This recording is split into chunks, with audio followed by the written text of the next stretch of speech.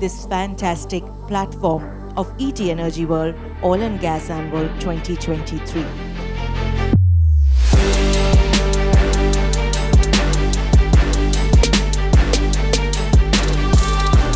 In our country, oil and gas, because of the infrastructure limitation and the demand, is here to stay. India has been, a star on the global economic sky for a long time, and energy is vital to fuel this growth. Energy transition is inevitable. It has to happen. Now the only debate, whether it is this room or at COP28, it is only a pace about it. If you look at prognosticated of Indian sedimentary basins, close to 42 billion tons, and current what has been discovered is in the range of some 13,000.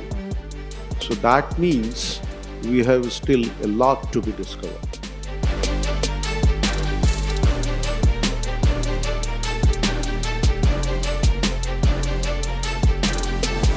There is often a comparison between US and Europe and India. In the West, now the rules were set before the game was started.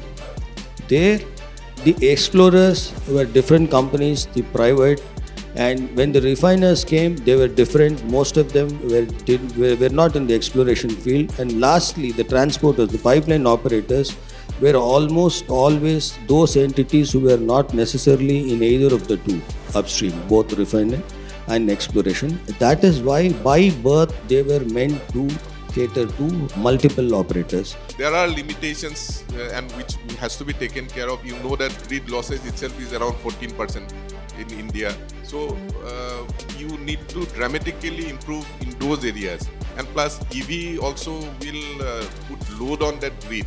So therefore, we have to be very, very, pragmatic on what we see.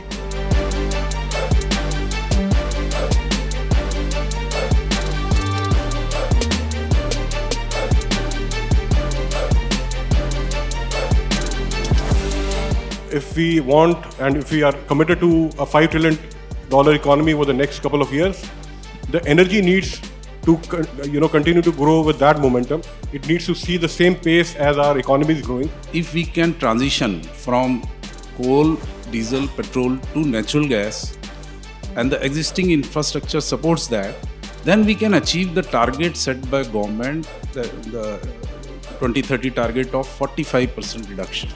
Why not take an NHI model where the government decides first or regulator decides first what is the path from A to B, the gas pipeline needs to be laid, take the RU and then go for bidding. We are already utilizing close to 1.2 times of natural resources that we have.